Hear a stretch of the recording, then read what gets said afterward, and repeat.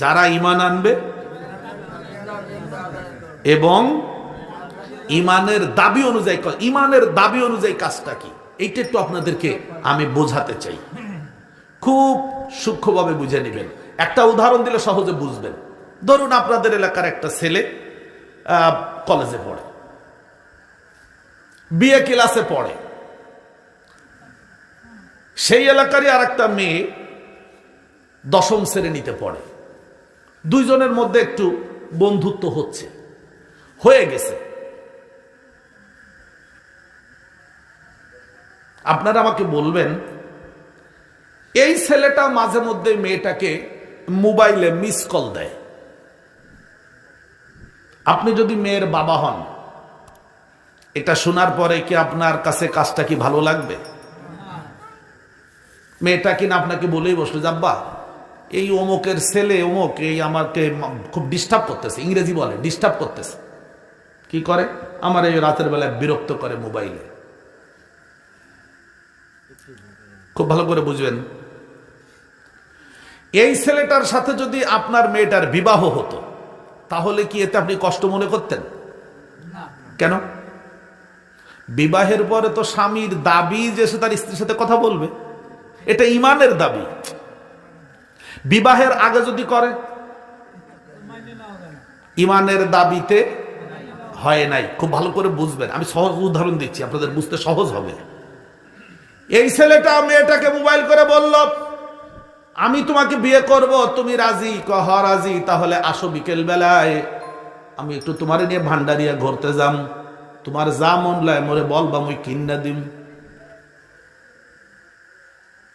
মেয়েটা ধরেন এখান থেকে বের হয়ে রাস্তায় গেল, ছেলেটা একটা ইজি বাইক নিয়ে এসে দাঁড়ানো, মেয়েটা উঠল, ছেলে মেয়ে দুইজনে পিছনে বসে আছে, ড্রাইভারে বলো যে ভান্ডারিয়ার দিক যাও। কিছু দূর যাওয়ার পরে মেয়েটা দেখতেছে যে পুরনো মন্ত্রীর পুরনো বাড়ির সামনে আব্বা দাঁড়ানো। ছেলেটারে বলে, এই গাড়ি থামাতে বলো। কেন? আব্বা। কি সমস্যা? এই যাওয়াটা ঈমানের দাবিতে হচ্ছে না, ঈমানের দাবিতে হচ্ছে না। তাহলে কি করা যায়? গাড়ি থামা। কেন? সমস্যা আছে, পিছনে ঘুরা, দেখ অন্য কোনো রাস্তা দিয়ে বান্ডারে যাওয়া যায় কিনা। খোঁজখাজ করে পিছনতে বের করে ওই পাশ দিয়ে ব্রিজ পার হচ্ছে যখন বড়টা, তখন তাকে ছেলের আব্বা দাঁড়ানো। গাড়ি থামা। কেন? আগে একবার থামাতি বলেন, এখন আবার থামাতি বলতেছে। চুপ করে, আব্বার সামনে তুই বুঝিস তো? গাড়ি থামবে কেন? এই কাজটা ঈমানের দাবিতে হচ্ছে না। সহজে বুঝেছেন তো আপনারা? আপনারা যদি এই ছেলে আর এই মেয়ের মধ্যে ঈমানের দাবি অনুযায়ী বিবাহ দিয়ে দেন, এইবার যদি ছেলে আর মেয়ে দুজনে একই ইজি বাইকে উঠে যেতে থাকে, পথে যদি শ্বশুরের সাথে দেখা হয়, গাড়ি থামানো লাগবে নাকি? এই ওনার কাছে গিয়ে গাড়ি থামাও। কেন? আমার শ্বশুর। আসসালামু আলাইকুম আব্বা, ভালো আছেন? হ্যাঁ ভালো। তোমরা দুজন কই যাচ্ছ? যাচ্ছি একটু ওই ভান্ডারে, আপনার মেয়ে কি যেন কিনবে বললো, এই জামাইরে নিয়ে যাচ্ছি, পয়সা কড়ি আছে তোর কাছে? কয় পয়সা বাবু? কয় আম্মা 500 টাকা দিয়েছে। হ্যাঁ দাঁড়া দেখি পকেটে কত কি আছে। এই 2000 টাকা নিয়ে যা, জামাই যদি পছন্দ করে, জামা টামা পছন্দ করে কিনে দিস। কেন? ঈমানের দাবি। ভালো করে বুঝবেন। কিছু দূর যাওয়ার পরে যখন দেখলো ব্রিজের উপরে ছেলের বাবা দাঁড়ানো, এইবার ছেলেটা ড্রাইভারকে বললো, ওই যে মুরব্বী দাঁড়ানো আমার আব্বা, ওই জায়গায় গাড়ি থামা। আব্বা সালাম আলাইকুম। কি হয়েছে বাবা, কই যাচ্ছ? ওই আপনার বৌমা বললো একটু কি কি কিনবে, কেনাকাটা করবে, তাই একটু যাচ্ছে। টাকা পয়সা আছে তোর কাছে? আছে আব্বা, 1000 টাকা। বৌমারে নিয়ে যাচ্ছি, দাঁড়া দেখি পকেটের কি অবস্থা। আগে বলবি না যদি কাশবি? তেমন তো নেই, 500 টাকা আছে, তার এটা নিয়ে যা। কিসের দাবিতে? আগের বার পালালো কেন?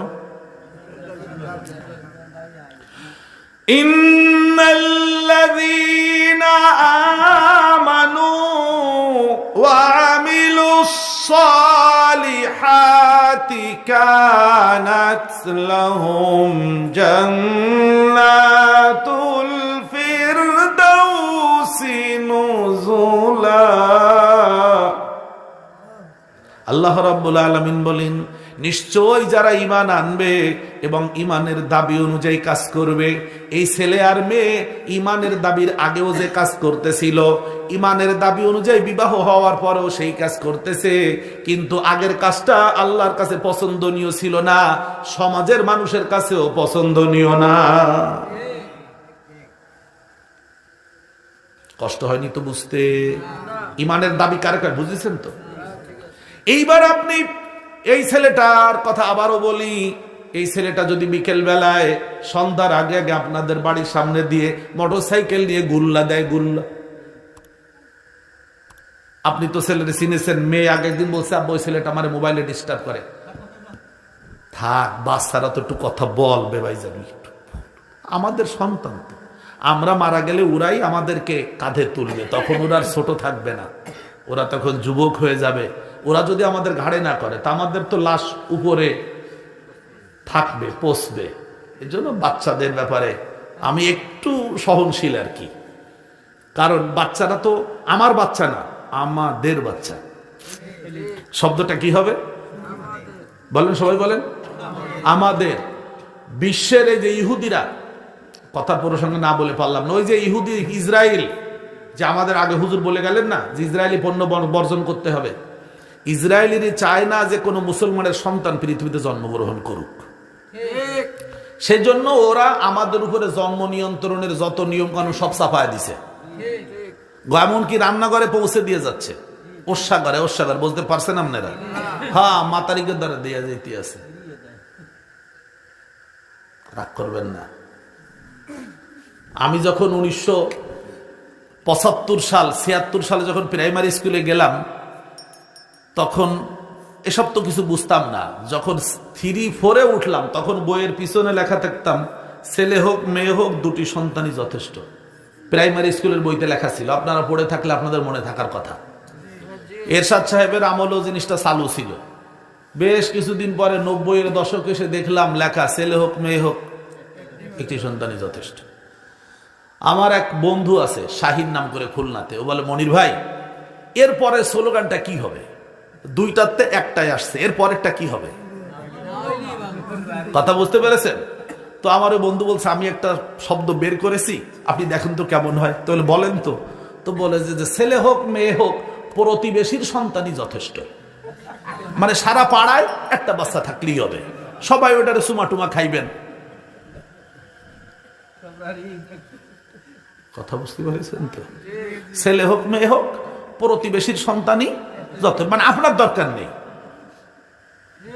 ইহুদিরা তো এরকম চাচ্ছে। আর আর আশাশুনি নামে একটা থানা আছে সাতক্ষীরা জেলার, ওই আশাশুনি থানার স্বাস্থ্য কমপ্লেক্সের পাশ দিয়ে আমি বেশ আগে একবার যাচ্ছিলাম, তো ওখানে লেখা দেখলাম, দেয়ালে লেখা আছে, একটি হলে আর নয়, মোটে না হলে ভালো হয়।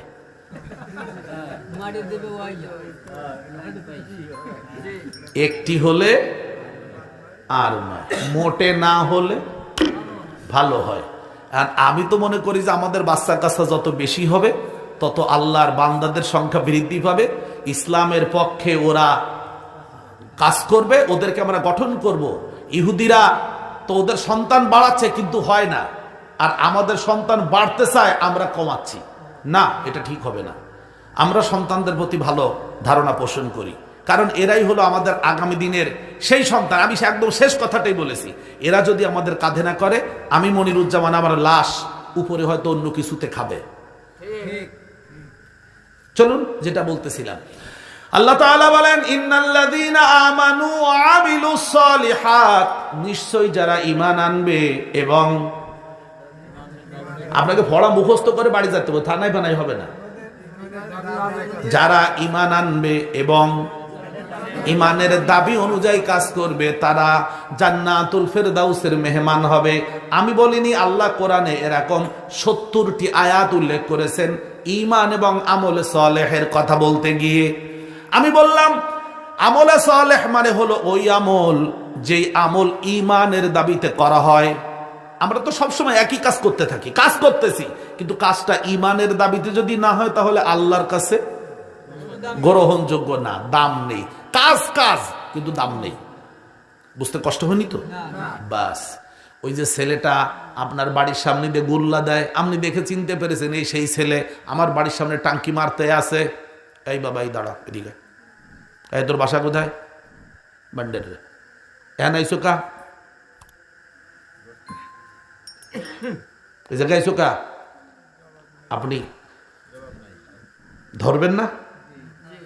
কিন্তু এই ছেলেটা যদি আপনার মেয়েকে বিবাহ করে কিন্তু আপনার বাড়িতে আসে না, মেয়েটা আপনার বাড়িতে বিবাহের পরে 1 মাস হয়ে গেছে, ছেলেটা আসে নাই, আপনি প্রয়োজন হলে তাকে ডাকবেন কিনা? আব্বা, কে বলছেন? আমি তোমার শ্বশুর। ও, আসসালামু আলাইকুম। আব্বা ভালো আছেন? হ্যাঁ। কি ব্যাপার, তুমি যে আসলেন আমাদের বাড়িতে আসতেছো না, কি ব্যাপার কি? চলে আসো, তাড়াতাড়ি আসো। ডেকে আনতেছেন কেন? ইমানের দাবি। আগের বার ধরছিলেন কেন?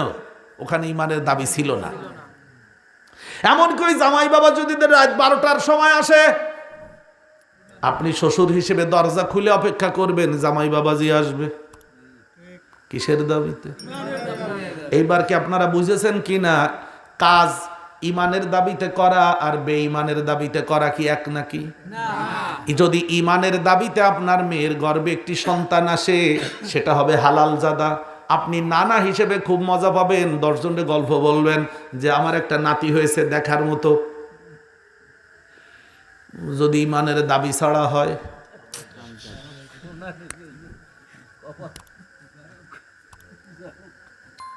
আপনার কি কিছু বুঝতেছেন? কিছু ইমানের দাবি কাকে বলে এইটা বুঝাচ্ছি আমি আপনাদের।